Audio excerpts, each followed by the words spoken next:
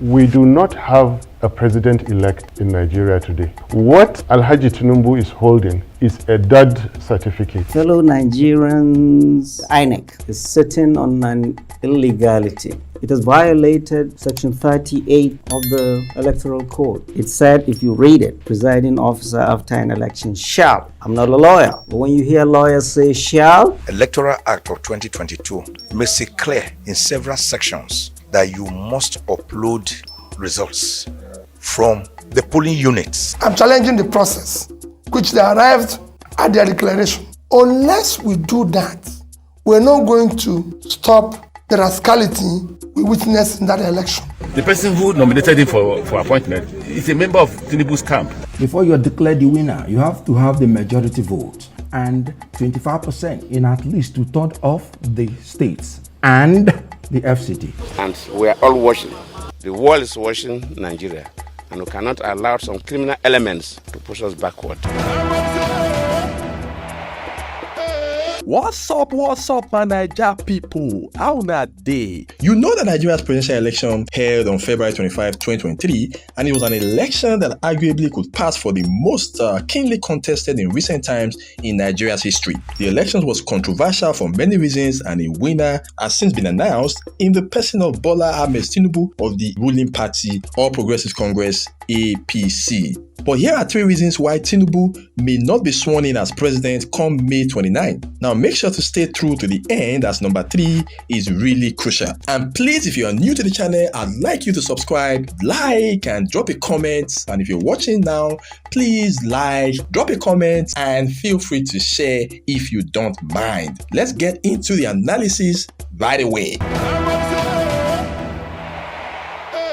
Number 1 reason why Tinubu may not be sworn in as president. Inec violated the electoral law. What gives any government in democracies around the world legitimacy is free, fair, and credible election. The process that brings an head of state or head of government into power must be according to the provision of the Constitution and other relevant laws of the land. In the conduct of the 2023 presidential election, especially in the collation of results, INEC suspended the electoral laws and ignored its own guidelines. This can be likened to a case of shifting the goalposts in the middle of the game. Paragraph 38 of INEC Manual 2022, which is based on the provisions of the Constitution of the Federal Republic of Nigeria 1999 as amended, and Section 149 of the Electoral Act 2022, provides that on completion of all the polling unit voting and results procedures, the presiding officer shall electronically transmit or transfer the result of the polling unit direct to the collation system as prescribed by the Commission. Use the BVAS to upload a scanned copy of the form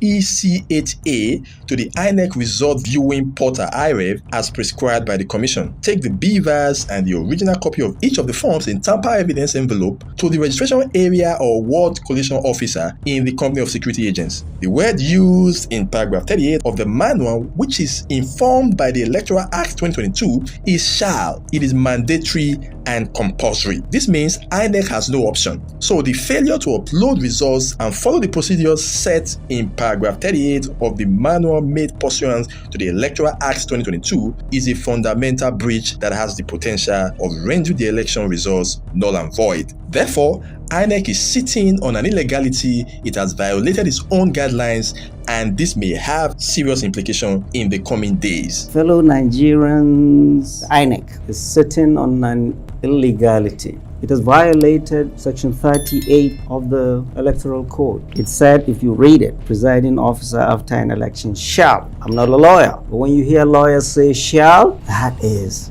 a mandatory statutory responsibility. It's not me, shall. So INEC violated that and is continuing with this illegality and expecting Nigerians, well, we have violated the law. Well, if you are not happy with that, go to court.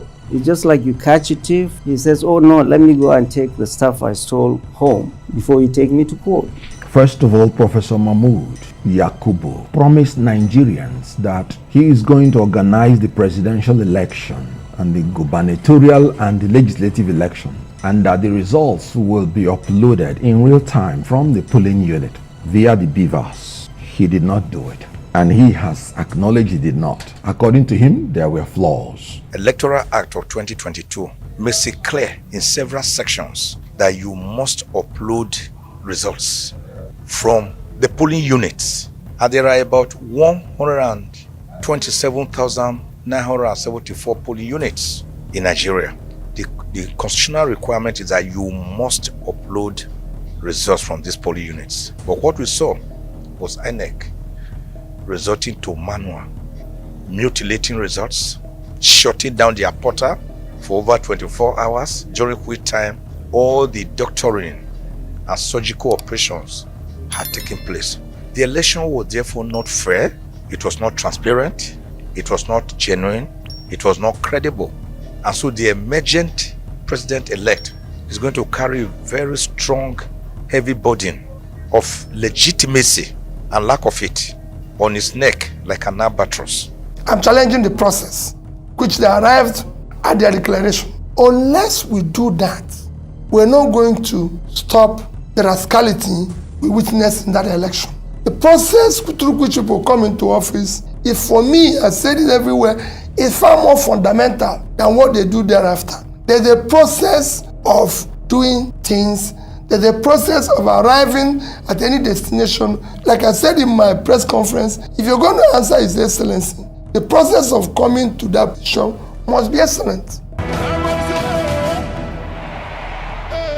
Number 2 reason why Tinubu may not be sworn in as president: the election was rigged. The 2023 presidential election was a fierce contest comprising the front-runners in Asiwaju Bola Ahmed Tinubu of the ruling party APC, Atiku Abubakar of the PDP, and Peter Obi of the Labour Party. Tinubu of the All Progressives Congress APC had been announced by Inec as winner, but this has raised many eyebrows, as it appears that popular opinion has it that Peter Obi may have scored majority votes and therefore the actual winner of the election. Insinuations are rife that the electoral body Inec, in collaboration with the ruling party APC, had conspired to unlawfully influence the process. To buttress this assertion, there are evidences of disparity between actual results from polling units and the results Inec had announced. Evidences of heavy manipulation and result alteration across polling stations nationwide have now come to public domain. Majority of the opposition parties who participated in the election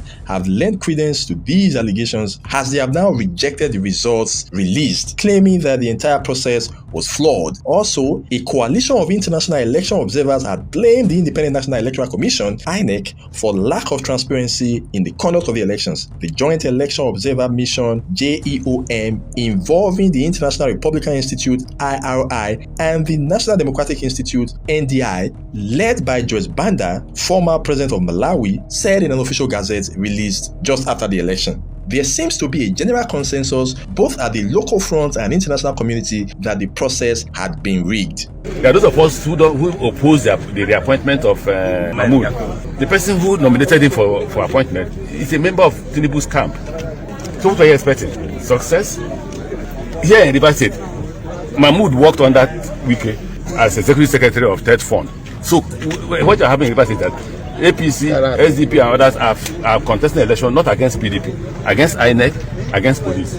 We met with Kwankwaso, NNPP, we met with Atiku of PDP, we met with Peter Obi of Labour Party, we met with Tinubu of APC.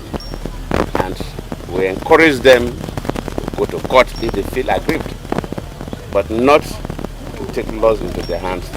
And the police must make sure they arrest all those involved. All those who are involved in that act must be arrested and prosecuted. And we are all watching.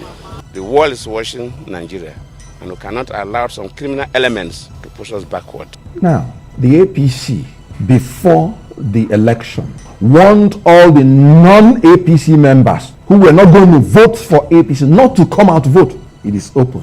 They warned the non-indigens. As a matter of fact, they even invoked Oro Festival to make sure they frustrated everybody. Women were brutalized. Non-indigens were brutalized. The security agencies were there. And continued and consistent promises of the chairman of INEC that this is going to be the best thing that has ever happened to Nigeria and everything. And you could see it in all the editorials, in all the international newspapers, from Financial Times, The Economist, Wall Street Journal, everybody, including Chatham House, where even the chairman was there. He has questioned the rating of the country. And for me in particular, it's one of sadness.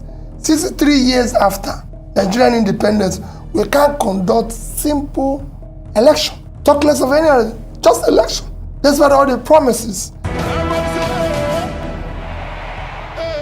Number 3 reason why Tinubu may not be sworn in. The Abuja controversy is still raging. Section 134 subsection 2 of the Nigerian Constitution says a candidate of an election to the office of president shall be deemed to have been duly elected where there have been more than 2 candidates for the election. He has the highest number of votes cast at the election and he has not less than 1/4 vote cast at the election in each of at least 2/3 of all states and the Federal Capital Territory Abuja. There is a line of reasoning that grants Abuja a unique standing and requires the president to be elected by Abuja inhabitants. In accordance with the Constitution, Abuja ought to be treated as a state. Nevertheless, in actuality, Abuja is not classified as a state. Who holds the position of executive administrator in Abuja? It is not the FCT minister. The FCT minister is appointed by the president, who is elected and governs the territory. The president assigns his authority over the territory to the FCT minister, whom he can dismiss at will.